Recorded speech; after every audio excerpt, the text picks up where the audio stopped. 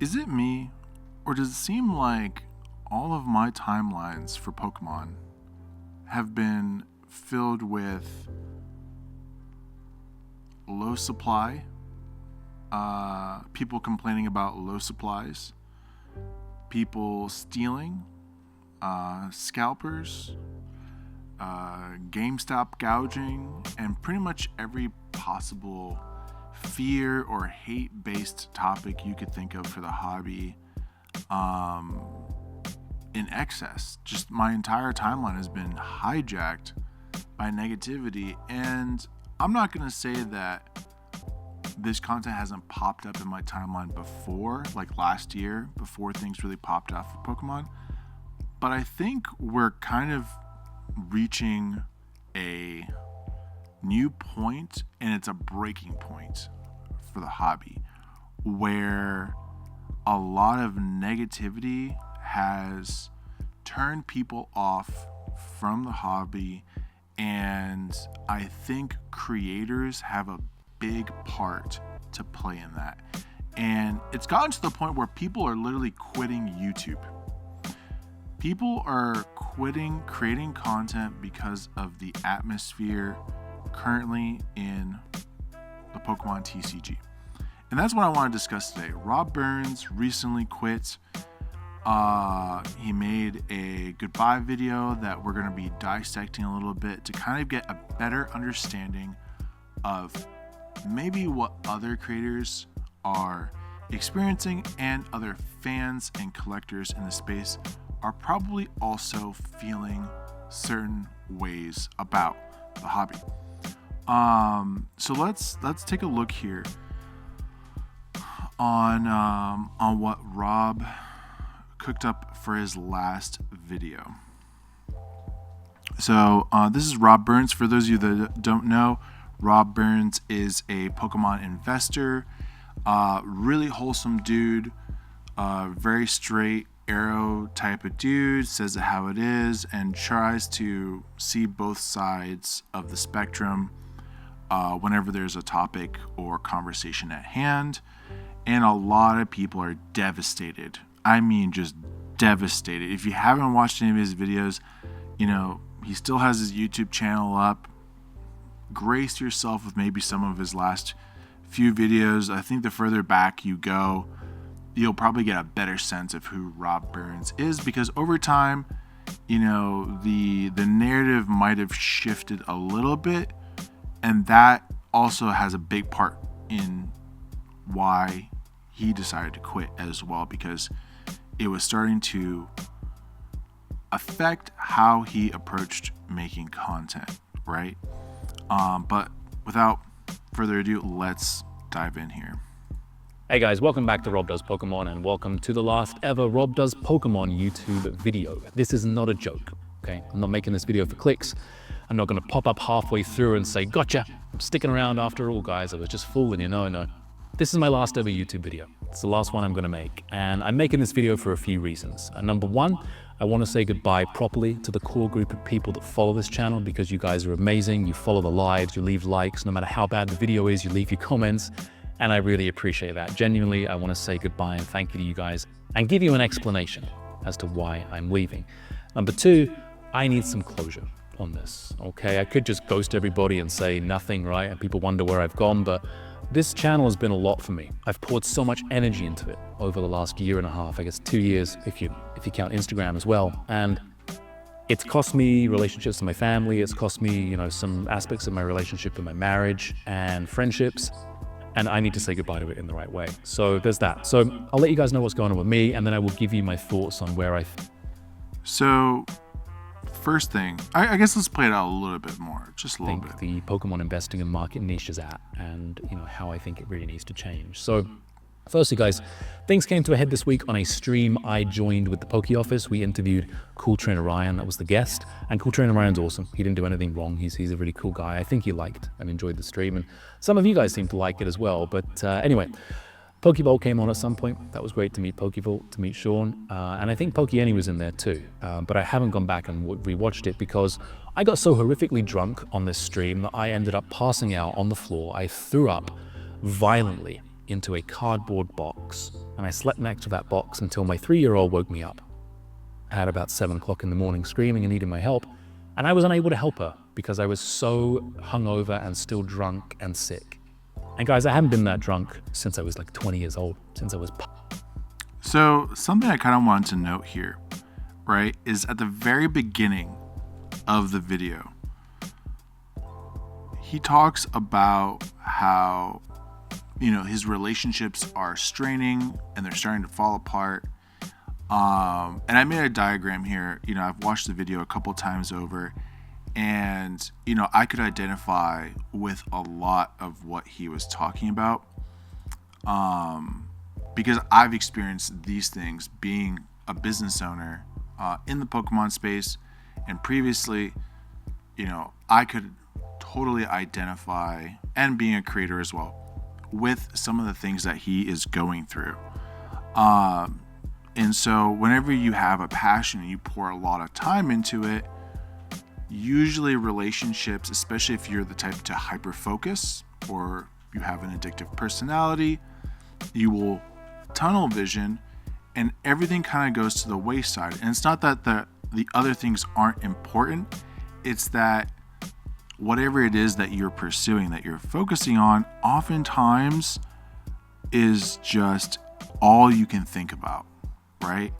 And it is unfortunate, but sometimes your passions will get in the way of real life.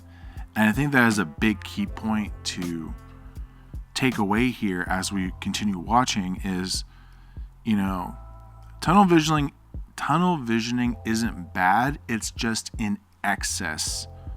If you overdo it, like everything in life, you need to moderate how much you tunnel vision into your passions. And then the second thing he brought up, right, is, you know, for those of you who've watched his content for a very long time, Rob is the type of person who likes to have a drink on live and while making videos.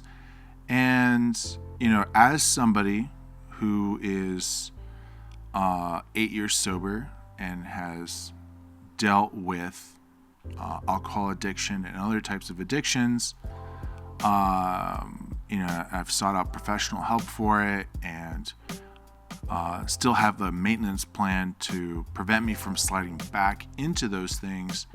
You know, I can identify with that behavior a little bit. Now, I'm not a doctor, I'm not a professional.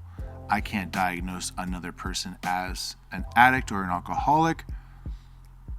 However, you know, the constant theme of alcohol in those videos is super apparent, and he doesn't hide from that fact.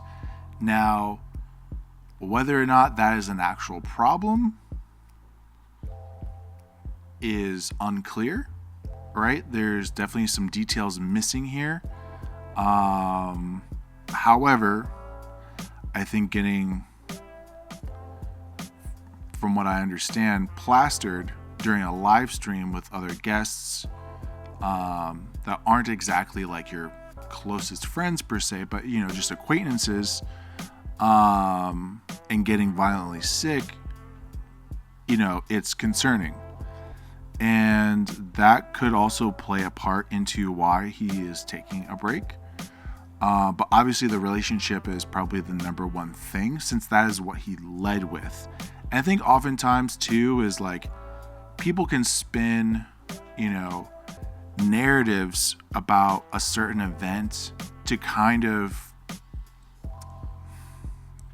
focus in on their agenda and their viewpoints. But I think oftentimes when reviewing something, especially from the heart, like Rob is doing, you have to, you know, look at what's the thesis, right? And the thesis that he led with was his relationship with his wife and his kids. Secondly, feeling embarrassed, right? Why did he feel embarrassed? Because of the alcohol. Because of the crash out due to alcohol. And I think, you know, in my mind, those are probably some of the key factors as to why he's actually stepping away. And then some of the things that come afterwards are probably going to be more of kind of like the straws that break the camel's back type of deal, right? So let's head back to his video. Partying around, and luckily my wife was in the house, like she could take over. But I started to get really sick that day and thought a lot. I canceled on a live with one of my favorite content creators, Denerion Cards. I was really excited to meet her and I had to cancel that. Could barely do any work. And I just thought, like, what if my kids watch this one day? This is their dad doing these things. And I was really embarrassed and I was really kind of disgusted with myself. So that's one thing. But look, everybody has bad days. Everybody makes mistakes, right? It's no reason to just, throw the baby out with the bathwater. But this is part of a longer process that's been kind of building up for me for a while. So there was some personal stuff, which I'm not going to share, that happened with me and my wife earlier this year. And there was a big change that happened. And so again, we got to keep in mind here that the core emphasis as to why Rob is deciding to move away from content creation, one of those core pillars does have to do with his marital relationship, right? So the partner dynamic changed, and then we soon find out that because of that change, he needed more finances, and just to put that simply, he felt like he needed to make more money, point blank. And that's at least how I understand what he said. I took that change as a sign that I should be pouring more into my content, that I should be going full throttle into a business venture. And I started getting things ready. Transparently, guys, I had a logo made up. I was doing a Shopify website. I was going to start doing like the Poke Anything in Canada, like flipping over Japanese boxes. I was planning to start a rip and ship for Japanese cards up here in Canada. And the more I got into it, the more that I invested time-wise into it, the more I started to feel like it just wasn't genuine. I started to feel like I was thinking of the people that watch my videos as little cash cows that I could just milk and try and make some money out of, rather than genuine people on the other end. And I don't think that everybody that does rip and ships thinks of people that way. I don't think that at all, but I think a lot of people do. And I do think this rip and ship culture is not good for the hobby. And I think Rob is totally valid for having that opinion. As a ripper and shipper myself, which is no longer a core driver of my business, as we kind of slowly move a little bit away from that and more into just having an online store. I think there are a lot of great people who do live streams, and I think his opinion might be influenced by social media, right? And sort of the rage bait culture that is being propagated. Because I feel like a lot of YouTubers specifically, they tend to keep within their own circles, right? And they don't oftentimes spend a lot of time in that particular pillar of the hobby / industry. And I've met some really genuinely amazing people who do live streams. Maybe they do it part-time, maybe they do it occasionally, and some do it full-time.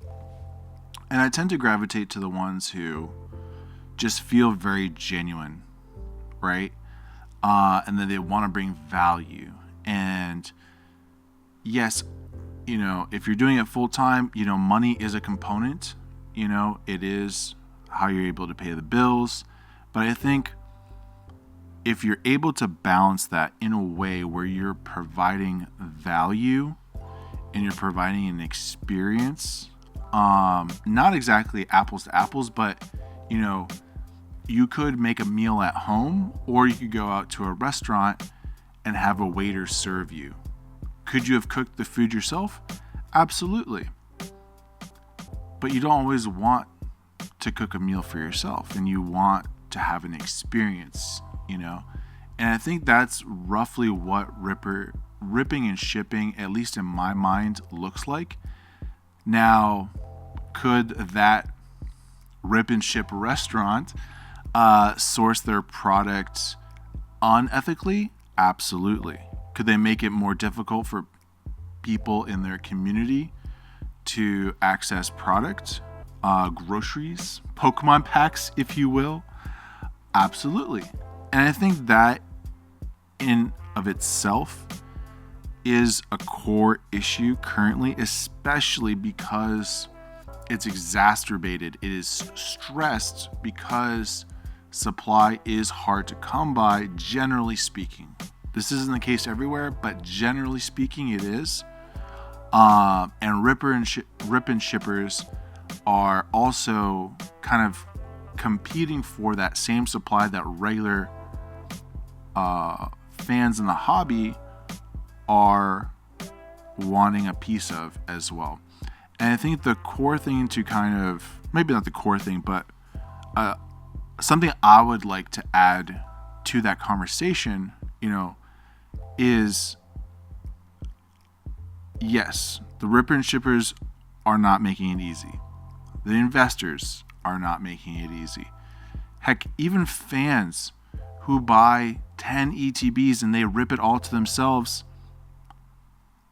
to some degree, they're not making it easy as well, right? And you can kind of just go down the chain in terms of, what's the best for the hobby, right? And ultimately, it comes down to this point of Pokemon themselves not having the foresight, right, to print enough for the new demand for 2025. And I think I'm not sure if this was intentional or if, the projectionists, the people who do, kind of the forecasting for Pokemon and what the demand might be, were asleep at the wheel. But I think after Pokemon Go brought back so many people and new fans to the hobby, and the TCG exploded back then, to not think that Pocket TCG would do the same and that we would need a lot of product to meet that demand, I think is absolutely child's play, and it's such a huge oversight. I think, if we had gotten double or triple the amount of Surging Sparks, double or triple the amount of Prismatic Evolutions, that would have been the logical thing to do. And I think a lot of people's current frustrations, which have evolved into other ways of expressing it in the form of just shaming and hatred in the community, I think is not good for people whatsoever. And but I also understand that it's valid to feel that too, right? But I think if you are a Pokemon fan, like a true fan, and you've watched the shows, would you want to see the characters in the show acting the way that some of us grown-ass adults are acting, Would we want characters in Pokemon shaming other people who are doing something wrong? Would we want, some of the hateful things that are being said, to other bad faith actors in the industry? And I don't think anybody would want that. It's not congruent. If you love Pokemon for Pokemon and you are a fan of the IP, then you know what Pokemon stands for. And Pokemon does not stand for the behavior that some of us grown-ass people are displaying.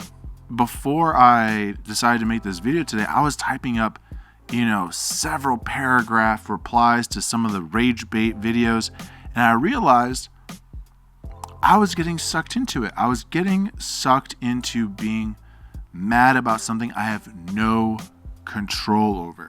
I don't know anybody at Pokemon. None of us probably do that are even watching this video. However, I think there is a healthy way of expressing our frustration in a way that's actually productive. And I'm gonna lean more into that later on in the video. I want to get back to Rob Burns because I've been yapping for a little bit.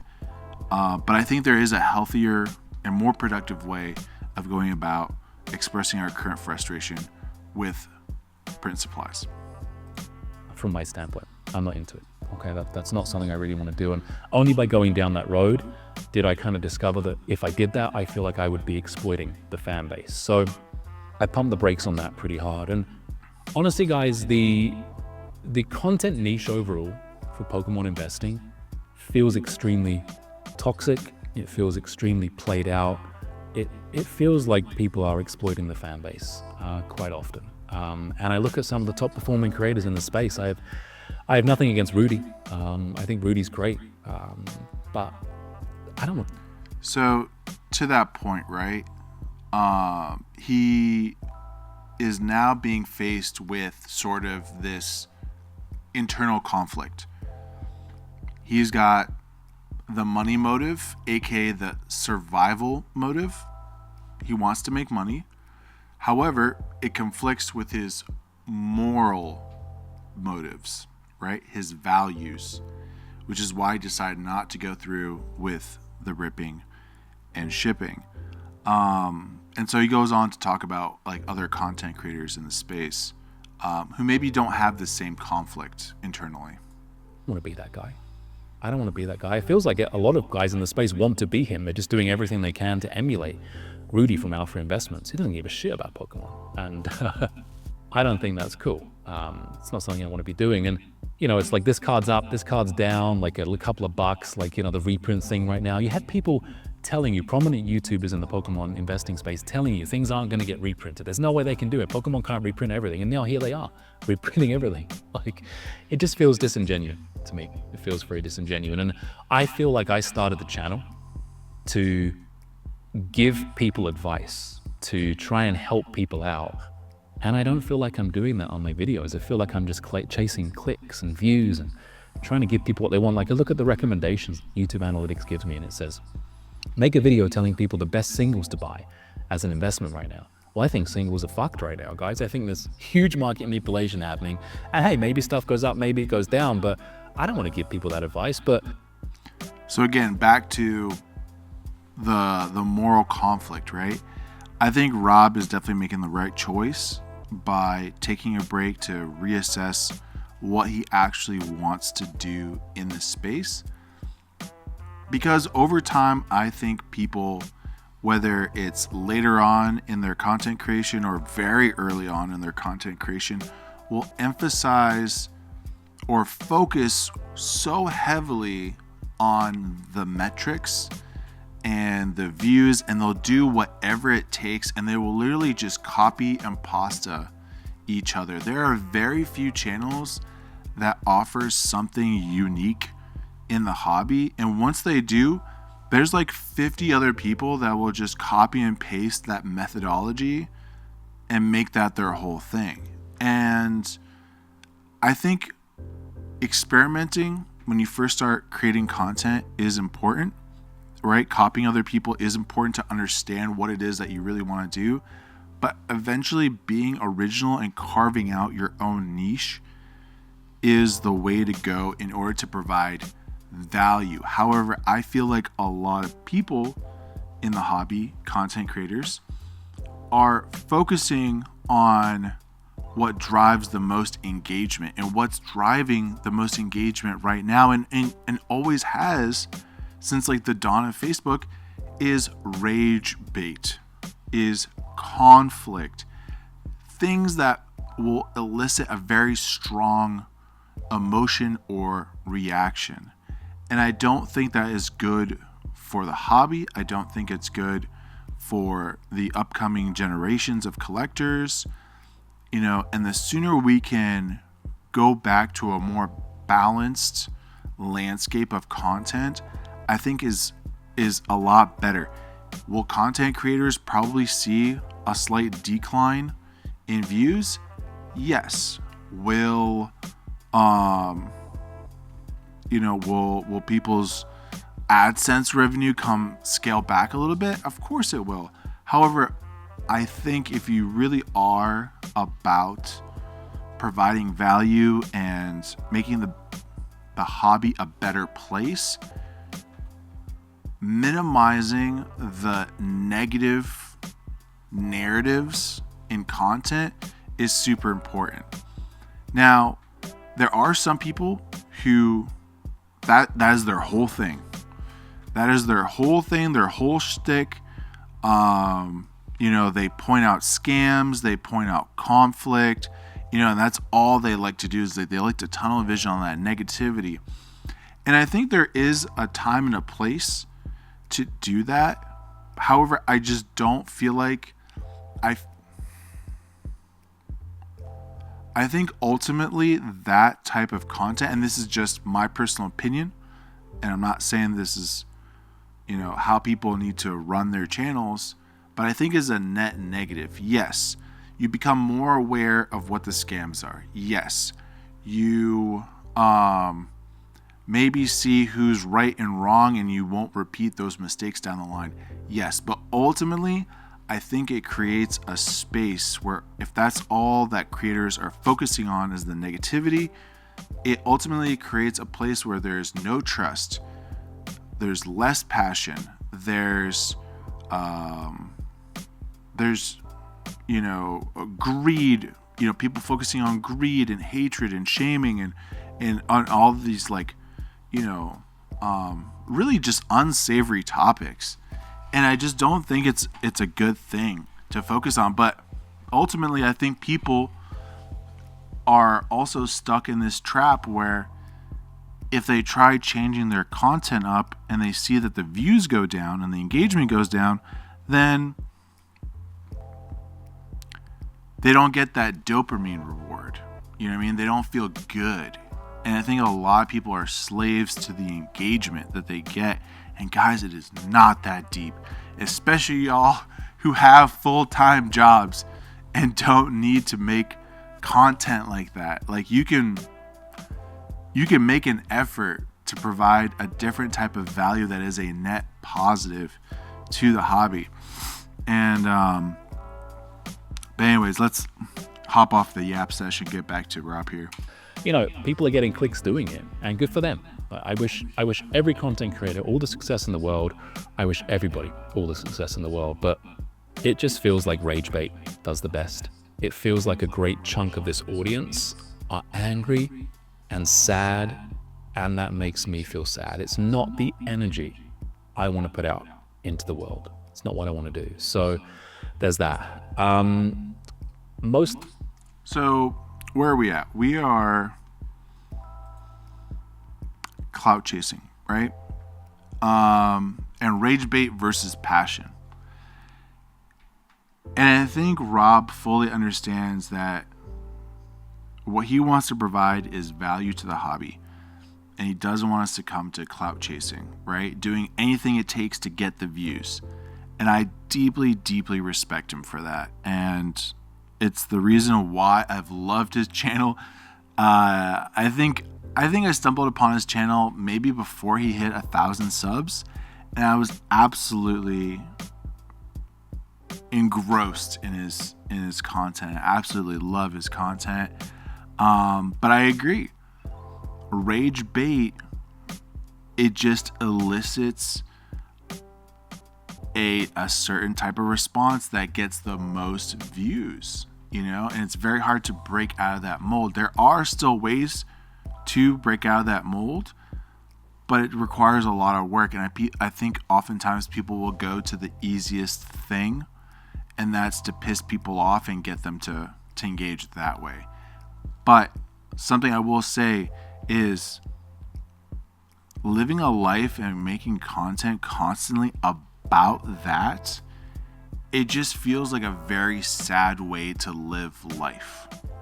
And I think creators who are making that sort of their main form of content will find that it becomes really difficult to break out of that cycle.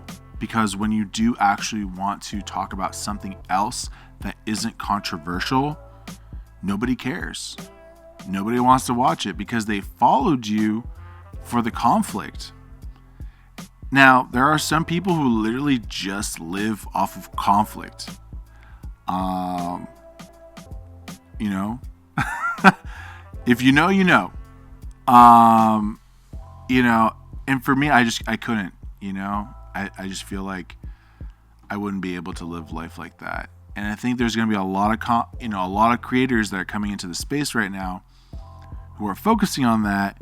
They're going to get a really rude awakening when they get tired of making conflict Pokemon content, and they're going to get really sad when nobody cares about their opinion on anything that isn't controversial.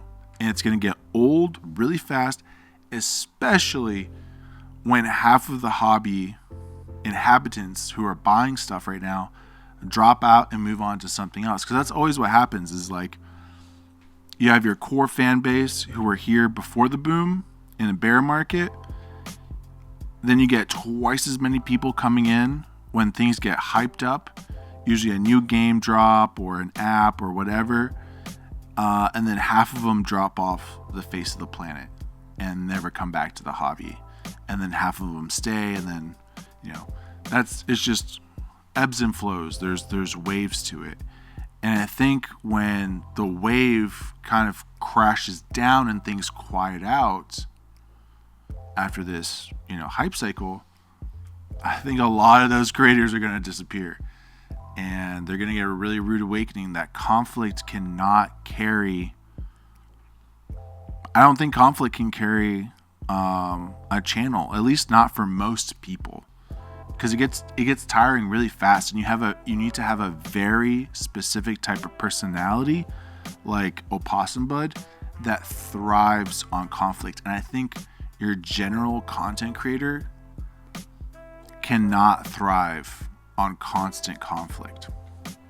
But anyways, guys, let me know down below what you guys think about Rob Burns's goodbye. I stopped about halfway through. If you want to watch the rest of his video, I'm going to leave a link down below for that as well. This went a lot longer than I thought it would be. I'm going to try and not cut it up too much and leave most of it in there. I would highly recommend watching his other content. Definitely watch his goodbye video, especially the second half. There's some absolute golden nuggets in there of wisdom about Pokemon and the hobby. And I didn't want to rob you guys of experiencing that without somebody just directly reacting to it. So yeah, definitely drop him a sub. And one more thing, I think he's coming back. Watch till the end of the video and let me know down below if you agree. With that, guys, I've been Daggerito. I hope you guys have a wonderful day. And don't fall for the rage bait.